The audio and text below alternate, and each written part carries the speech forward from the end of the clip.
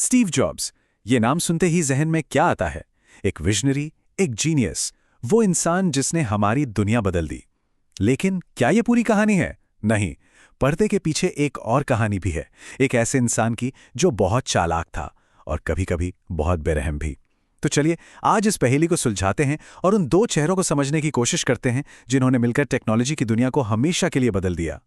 एक तरफ तो वो स्टीव जॉब्स हैं जिन्हें दुनिया पूछती है, आईफोन वाले, थिंक डिफरेंट वाले, मतलब कि एक असली विजनरी। और फिर एक दूसरा चेहरा भी है, एक ऐसा चेहरा जिस पर अपने ही दोस्त, अपने को फाउंडर स्टीव वॉजनियाक को धोखा देने का इल्जाम है, दूसरों के आइडियाज को अपना बताने का और एक, कह सकते हैं, एक जालिम बॉस होने का। मतलब दो बिल्कुल अलग अलग इंसान, लेकिन एक ही शख्स के अंदर। तो सवाल यही उठता है कि भाई असली स्टीव जॉब्स कौन थे? वो इनोवेटर जिसके बिना शायद हम आज ये दुनिया देख ही नहीं रहे होते, या फिर वो मैनिपुलेटर जिसने दूसरों की मेहनत पर अपनी कामयाबी की पूरी इमारत खड़ी कर दी? आइए इसी सवाल की तह तक चलते हैं। और इस गुत्थी को सुलझाने के लिए ना हमें थोड़ा पीछे जाना होगा, उनकी शुरुआत में। वो दौर था जब सिलिकॉन वैली बस बन ही रहा था, और यहीं उनकी मुलाकात हुई इंजीनियरिंग के एक असली जादूगर स्टीव वॉजनियाक से। और सच कहें तो इसी पार्टनरशिप में इस पूरी कहानी के बीज बोए गए थे। अब देखिए, बिल गेट्स हों या मार्क जुकरबर्ग, ये सब टेक्निकली बहुत साउंड लोग थे, लेकिन स्टीव जॉब्स, उनके पास कोई फॉर्मल इंजीनियरिंग या कोडिंग की डिग्री नहीं थी। उनका असली टैलेंट वो टेक्नोलॉजी बनाने में नहीं, बल्कि ये सोचने में था कि टेक्नोलॉजी कैसी होनी चाहिए और उसे बेचना कैसे है। और इसीलिए स्टीव वॉजनियाक जैसे जीनियस का साथ उनके लिए सब कुछ था। सीधी सी बात थी, वॉज बनाते थे और स्टीव बेचते थे। और इस पार्टनरशिप की एक, कह सकते हैं, कड़वी सच्चाई इस कहानी से सामने आती है। हुआ ये कि अटारी ने ब्रेकआउट गेम बनाने के लिए $5000 के बोनस का ऑफर दिया। वोजनियाक ने क्या किया? सिर्फ 4 रातों में, जी हां, सिर्फ 4 रातों में वो गेम बना डाला। लेकिन जॉब्स ने वोजनियाक को जाकर क्या बोला कि बोनस तो सिर्फ $700 का मिला है, और उन्हें उसका आधा, मतलब $350 थमा दिए। बाकी के $4500 से ज्यादा वो सीधे जॉब्स की जेब में गए। ये शायद पहली बार था जब दुनिया ने उनकी इस साइड को देखा, एक तरफ पार्टनरशिप की ब्रिलियंस और दूसरी तरफ धोखा। तो एप्पल 2 के साथ कंपनी ने उड़ान भरी, जबरदस्त कामयाबी मिली। मैकिन्टॉश पर काम शुरू हो चुका था, लेकिन जैसे जैसे कामयाबी का ग्राफ ऊपर जा रहा था, वैसे वैसे जॉब्स के मैनेजमेंट स्टाइल का एक डार्क साइड भी सामने आने लगा। और यही चीज आगे चलकर उन्हें अपनी ही कंपनी से बाहर का रास्ता दिखाने वाली थी। लोग इसे कहते थे रियलिटी डिस्टॉर्शन फील्ड। ये जॉब्स की एक सुपर पावर जैसी थी, बता है। वो अपने चार्म और जिद से किसी को भी कुछ भी यकीन दिला सकते थे। अपनी टीम से ऐसे काम करवा लेते थे जो सबको नामुमकिन लगते थे। लेकिन इस पावर का एक गलत इस्तेमाल भी था। वो अक्सर इसी का यूज करके दूसरों के आइडियाज पर अपना ठप्पा लगा देते थे। जॉब्स को पिकासो की एक लाइन बहुत पसंद थी, अच्छे आर्टिस्ट कॉपी करते हैं, महान आर्टिस्ट चोरी करते हैं। और ये लाइन बिल्कुल फिट बैठती है ज़ीरॉक्स पार्क वाली कहानी पर। वो वहां एक विजिट पर गए और उन्होंने क्या देखा? ग्राफिकल यूजर इंटरफेस और माउस। बस उन्होंने आइडिया उठाया और उसे मैकिन्टॉश के लिए इस्तेमाल कर लिया, या कहें चुरा लिया। लेकिन उनके हिसाब से ये चोरी नहीं थी, ये तो एक ग्रेट आर्टिस्ट का काम था। अब जॉब्स का ये अंदाज, उनका मनमौजी स्वभाव और लीसा कंप्यूटर जैसे बेहद महंगे प्रोजेक्ट्स, ये सब सीईओ जॉन स्कली को पसंद नहीं आ रहा था। दोनों के बीच टकराव बढ़ने लगा, पावर स्ट्रगल शुरू हो गया। और 1985 में बोर्ड ने फैसला सुना दिया, उन्होंने स्कली को चुना। और नतीजा, स्टीव जॉब्स, जिस इंसान ने एप्पल को बनाया था, उसे अपनी ही कंपनी से निकाल दिया गया। तो एप्पल से निकाले जाने के बाद ऐसा लगा कि कहानी खत्म। लेकिन जॉब्स के लिए ये अंत नहीं था, ये एक ब्रेक था। उन्होंने नेक्स्ट और पिक्सार जैसी कंपनियां शुरू की, और ये सिर्फ साइड प्रोजेक्ट्स नहीं थे, ये उनकी वापसी की तैयारी थी। एक बहुत ही सोची समझी लंबी प्लानिंग। और उधर एप्पल का क्या हाल था?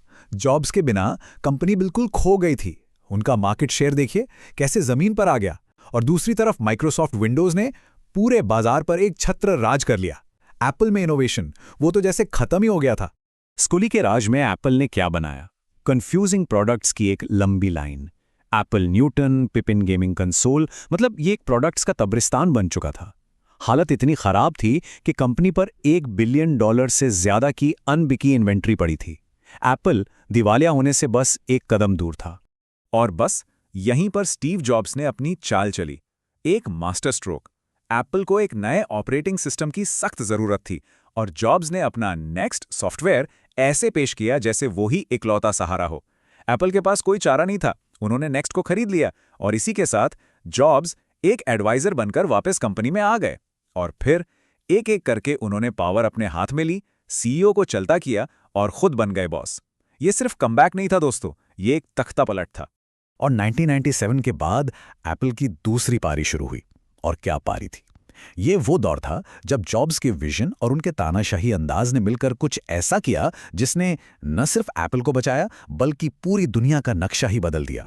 आते ही जॉब्स ने सबसे पहला काम क्या किया? उन्होंने एप्पल के 70 से ज्यादा कंफ्यूजिंग प्रोडक्ट्स को एक झटके में बंद कर दिया और उनकी जगह सिर्फ 4 प्रोडक्ट्स, सिंपल, कंज्यूमर्स के लिए एक डेस्कटॉप और एक लैपटॉप और प्रोफेशनल्स के लिए एक डेस्कटॉप और एक लैपटॉप, बस। इसी एक मूव ने कंपनी को वो फोकस वापस दिया जिसकी उसे सख्त जरूरत थी। और फिर उन्होंने एक ऐसा काम किया जिसकी किसी ने सपने में भी नहीं सोचा होगा। उन्होंने अपने सबसे बड़े दुश्मन माइक्रोसॉफ्ट से $150 मिलियन की इन्वेस्टमेंट उठाई। अब ये सिर्फ पैसों की बात नहीं थी, ये एक मैसेज था पूरी दुनिया के लिए कि अगर माइक्रोसॉफ्ट जैसी कंपनी एप्पल पर पैसा लगा रही है तो इसका मतलब है कि Apple is back in the game. ये सोच बदलने का एक जीनियस तरीका था। और इसके बाद जो हुआ वो हम सब जानते हैं। iMac, iPod, iPhone, iPad, एक के बाद एक ऐसे प्रोडक्ट्स जिन्होंने music industry, phone industry, computing सबको हमेशा के लिए बदल कर रख दिया। ये इनोवेशन का एक ऐसा तूफान था जैसा दुनिया ने पहले कभी नहीं देखा था। तो चलिए वापस घूमकर अपने पहले सवाल पर आते हैं। सच तो ये है कि वो विजनरी स्टीव जॉब्स और वो मैनिपुलेटर स्टीव जॉब्स वो 2 अलग लोग थे ही नहीं। वो एक ही सिक्के के 2 पहलू थे। एक के बिना दूसरे का होना शायद नामुमकिन था। उनके नेचर को समझना लगभग नामुमकिन था। एक कहानी है, एक एम्प्लॉय थी, उसकी कार खराब हो गई तो वो लेट हो गई। जॉब्स ने क्या किया? उसे डांटा नहीं, उन्होंने बस एक नई जैगवार कार की चाबियां उसकी तरफ फेंकी और कहा, अब से लेट मत होना। सोचिए, एक ही इंसान, इतना क्रूअल और साथ ही इतना दिलदार। ये थे स्टीव जॉब्स। बिल गेट्स ने एक बार मजाक में स्टीव जॉब्स से कहा था, हम दोनों का एक अमीर पड़ोसी था, ज़ीरॉक्स। मैं उसका टीवी चुराने उसके घर गया तो पता चला कि तुम तो पहले ही चुरा कर ले गए। और ये मजाक ना उनकी इनोवेशन की कहानी को बिल्कुल सही तरीके से बताता है। वो अकेले नहीं थे जो ऐसा कर रहे थे। उस वक्त सिलिकॉन वैली में हर कोई एक दूसरे के आइडिया से इंस्पायर हो रहा था। फर्क बस इतना था कि जॉब्स ये काम बाकियों से कहीं बेहतर तरीके से करते थे। और आखिर में ये सब हमें एक बहुत बड़े सवाल पर लाकर छोड़ देता है।